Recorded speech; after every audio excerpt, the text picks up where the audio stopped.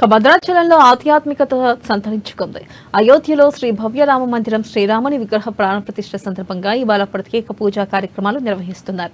ఇప్పటికే నిత్య కళ్యాణ మండపం వద్ద సువర్ణ పుష్పార్చనతో ప్రత్యేక పూజలను ప్రారంభించారు. ఉదయం 10:30 వరకు ప్రచార రథముతో ఆలయం నుంచి అంబేద్కర్ సెంటర్ వరకు మళ్లీ తిరిగి ఆలయం వరకు శోభయాత్ర నిర్వహించారు. శోభయాత్రలో అనేక మంది రామభక్తులు పాల్గొన్నారు.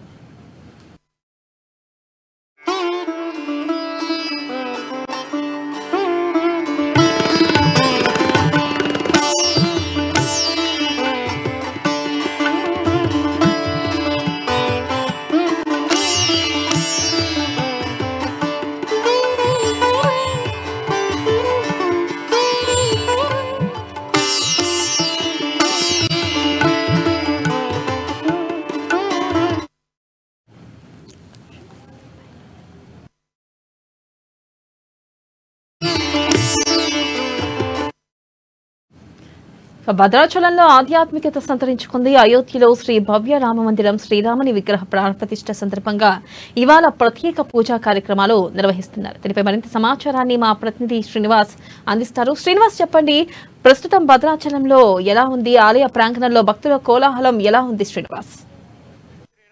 థ్యాంక్ యూ వెన్నెల. ఈరోజు అయోధ్యలో జరుగుతున్నటువంటి బాలరాముడి విగ్రహ ప్రాణ ప్రతిష్ఠ కార్యక్రమాన్ని దేశమంతటా అలాగే ప్రపంచ దేశాల్లో కూడా పండగ వాతావరణం నెలకొన్నటువంటి పరిస్థితుల్లో ఈ యొక్క భద్రాచలంలోని సీతారామచంద్ర స్వామి వారి ఆలయంలో ఉన్నాము.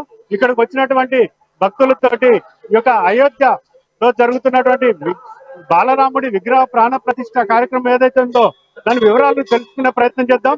అమ్మ, చెప్పండి, ఈ రోజు దేశమంతటా కూడా ప్రపంచ దేశాల్లో కూడా బాలరాముడి విగ్రహ ప్రాణ ప్రతిష్టను ఏదైతే ఉందో అయోధ్యలో జరుగుతున్నటువంటి కార్యక్రమం ఈ రోజు పండగ వాతావరణం నెలకొన్నటువంటి పరిస్థితి ఉంది.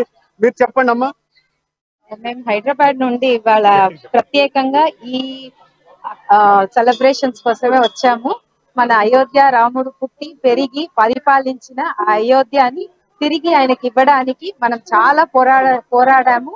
ఇప్పుడు మనము గెలిచి మళ్ళీ ఆయనకి ఇవ్వాల ఆయన అయోధ్యలో ప్రాణ ప్రతిష్ఠ చేసి మన హక్కుని మనం గెలుచుకున్నాము. ఇది ఒక పెద్ద మనకి దొరికిన భాగ్యం. ఈ భూమిలో పుట్టి ఈ సందర్భంలో మనం ఉండడం, ఆయనకి తిరిగి ఆయన పుట్టి పెరిగిన చోటని మనం ఇచ్చే మనకి దొరికిన భాగ్యం అది. దక్షిణ అయోధ్య అనపడే ఈ భద్రాద్రి క్షేత్రంలో ఆ సందర్భంగా ఆయనని దర్శనం చేసుకోవడానికి ఇక్కడ మేము ఇక్కడికి వచ్చాము. అంటే ఒక 500 సంవత్సరాలుగా అయోధ్యలో రామాల మందిర నిర్మాణం జరుగుతున్నటువంటి పరిస్థితి ఉంది. అంటే ఈ పరిస్థితుల్లో మధ్యలో జరిగినటువంటి విషయాలను ఏ విధంగా తీసుకొచ్చింది? మన భూమిలో పుట్టి ఆయనకి లేని హక్కుని మనము ఆయనకి ఇవ్వాల్సిన చాలా బాధాకరమైన విషయం ఇది. కానీ మనం అంత పోరాటంతో ఆయనకి మళ్ళీ తిరిగి మనం 500 సంవత్సరాల తర్వాత ఇచ్చినది మనకి దొరికిన మన హిందూగా పుట్టి అది మన హక్కు, అది మనం గెలుచుకున్నాము. ఇప్పుడు మరో భక్తులు ఉన్నారు. వివరాలు దక్షిణ అయోధ్యలో ఈ యొక్క భద్రాచలంలో ఉన్నటువంటి భద్రాచలం రాముల వారి చెంతన ఉన్నారు భక్తులు. ఈ యొక్క అయోధ్యలో జరిగేటువంటి బాలరాముడి విగ్రహ ప్రాణ ప్రతిష్ఠ ఏదైతే ఉందో అంతకు ముందు 500 సంవత్సరాలుగా అయోధ్యలో నిర్మాణం చేపట్టాల్సినటువంటి రామ మందిర నిర్మాణం ఇవాళ జరుగుతున్నటువంటి కార్యక్రమాన్ని ఈ యొక్క భక్తులను అడిగి తెలుసుకుందాం. చెప్పండి. ఈ అయోధ్య రాముడు ఇప్పుడు కాదు, 500 సంవత్సరం నుంచి మనం ఎంతో కోట్లాడి పోరాటం అన్ని చేసి లీగల్ కోర్టు మన ఉಚ್ಚ న్యాయాలయ ತೀರ್ಪು ತಗೊಂಡು ನಾವು ಈ ಹೈದರಾಬಾದ್ ಭದ್ರಾದ್ರಿ క్షేత్రದಲ್ಲಿ ఆ రాముడు వనవాసం వెళ్ళడానికి ముందు ఈ స్థానంలో ఆయన ఉన్నారు. అప్పుడు రాముడు లక్ష్మణుడు సమేత ఈ ప్రాంతంದಲ್ಲಿ కొండ పైననే ఆయన నిల్చున్నాడు. ఆ క్షేత్రದಲ್ಲಿ ఆ భద్రాద్రి రాముడుగా ఆయన జన్మాంతరకే ಇಲ್ಲಿ దర్శనం చేస్తాను. ప్రజలకి ఈ భారత భూమిని అన్ని ప్రజలకి ఈ దర్శనం చేస్తామని ఆయన అప్పుడే 5700 సంవత్సరం ముందే ఆయన ಅನುಗ್ರಹಿಂಚಾರು. ಆ ಸಂದರ್ಭದಲ್ಲಿ ಇವತ್ತು 500 సంవత్సరం తర్వాత ఈ ಒಂದು కార్యక్రమ ఈ మన దేశంలో ఆయనకి బాలరాముడు ప్రాణ ప్రతిష్ఠ చేసేది మహా గొప్పతనం. ಇವತ್ತು ದ್ವಾದಶಿ ಹೇಮಂತ ಋತು ನಕ್ಷತ್ರ ದ್ವಾದಶಿ ಹಿಂದೂ క్షేత్రದಲ್ಲಿ ఈ టైంಲ್ಲಿ 12 గంటల నుంచి ఆయనకి ప్రాణ ప్రతిష్ఠ చేసేది మరి గొప్ప సమయం. ఈ టైంలో ప్రాణ ప్రతిష్ఠ చేస్తే అంత గొప్పది, ఆ దేశానికి గొప్పది. దేశంలో ఉన్న 130 కోటి జనానికి గొప్పది. అందరూ క్షేమంగా లాభంగా ఉండాలి అని ఈ ప్రాణ ప్రతిష్ఠ జరుగుతుంది. ఈ సందర్భದಲ್ಲಿ ಅನೇಕ ಇಡೀ ಭಾರತದೇಶದಲ್ಲಿ ಉಳ್ಳ ಅన్ని ರಾಮಾಲಯ అన్ని దేవస్థానంದಲ್ಲಿ ఈ పూజ కార్యక్రమం చేసింది మన సౌభాగ్యం అవుతుంది అని ప్రార్థిస్తున్నాను. ఈ అందరికీ రామరక్ష దొరుకుతుంది. జై శ్రీరామ్, జై శ్రీరామ్. ఇదే నేపథ్యంలో మరో భక్తులు ఆంధ్రప్రదేశ్ నుంచి మోతుగూడ నుంచి వచ్చినటువంటి భక్తులు మనతో పాటు ఉన్నారు. పూర్తి వివరాలు వారిని అడిగి తెలుసుకుందాం. జై శ్రీరామ్ అండి.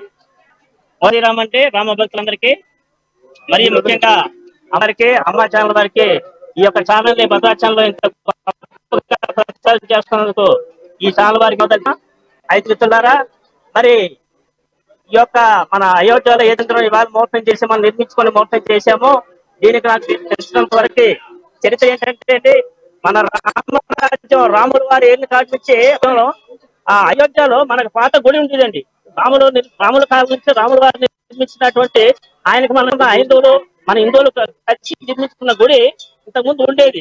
అయితే కొన్ని వేల సంవత్సరాల తర్వాత అనేక పాశ్చాత్య దేశస్తులు మన భారతదేశంపై దండెత్తి మన హిందూ సాంప్రదాయాన్ని చాలా చులకన చేసి మన దేశం మీద అనేక దాడులు జరిగిందండి. ఆ దాడులు జరిగిన నేపథ్యంలో కొంతమంది పాశ్చాత్య దేశంలో భాగంగా ముస్లిం దేశస్తులు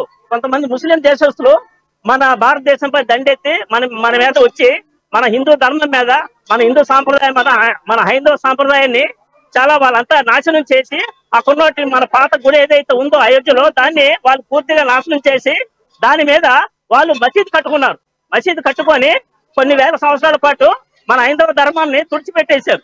అది అప్పటి నుంచి కూడా, కానీ హైందవ ధర్మం ఎప్పుడు కూడా తుడిచిపెట్టకపోదు. మన హిందువులు అప్పటి నుంచి కాపాడుకొని మనం నిర్మించాలి, ఆ మసీదుని తీయాలి, అక్కడ మా గుడి మా రాముల వారి గుడి ఉండేదని చెప్పేసి మన హిందువులు పోరాటం చేసి కొన్ని వేల సంవత్సరాలు చేశారు.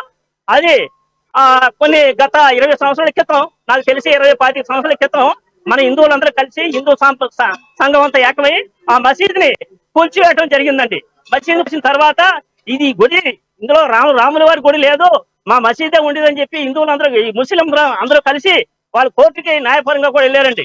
వెళ్ళిన తర్వాత అప్పుడు మన హైందవ సాంప్రదాయంలో ఉన్న పెద్దలు, మన హిందూ ధర్మస్తులు అందరూ కలిసి వీళ్ళు కూడా కోర్టుకి వెళ్ళి కోర్టు నుంచి కమిటీ చేశారండి. కమిటీ చేసి అక్కడ ముస్లిం దేశస్తులు కట్టుకున్న మసీదు ఉండేదా, అంతకుముందు రామాలయం ఉండేదని కమిటీ చేశారు.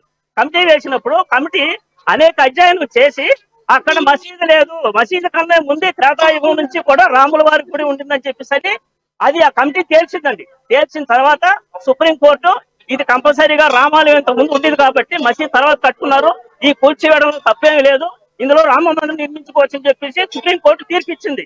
ఆ నేపథ్యంలో మనం ఇక రామాలయంలో అయోధ్యలో రామాలయం కట్టుకోవడం జరిగిందండి. కట్టుకొని ఈ యొక్క పోరాటానికి దగ్గర 500 సంవత్సరాలు పట్టిందండి. 500 సంవత్సరాలు పట్టింది మనం మళ్ళీ రామాలయం నిర్మించుకోవడానికి. ఏదేమైనప్పటికీ మనం హిందువులుగా విజయం సాధించాము. 500 సంవత్సరాల తర్వాత రామాలయం కట్టుకున్నాము. ఈ రోజుని ఆ యొక్క గుడి ఓపెనింగ్ చేసుకుని మనం చేసుకున్నాం. చాలా సంతోషం. అయితే ఎన్ని మతాలు, ఎన్ని దేశస్తులు మన హిందూ సాంప్రదాయ దాడులు ఇప్పటికీ జరుగుతున్నా సరే మన హిందువులందరూ కలిసి కట్టుగా ఈ యొక్క ఆ దాడుని తిప్పుకొట్టి మనమంతా ఐకమత్యంగా ఉండి మన హిందూ ధర్మాన్ని, మన హైందవ ధర్మాన్ని శాంతియుతంగా గొడవలకు పోకుండా శాంతియుతంగా కాపాడుకోవాలని ఈ సందర్భంగా మన హిందూ సోదరులందరికీ వినియోగించుకుంటూ సెలవు తీసుకున్నాను. నమస్కారం.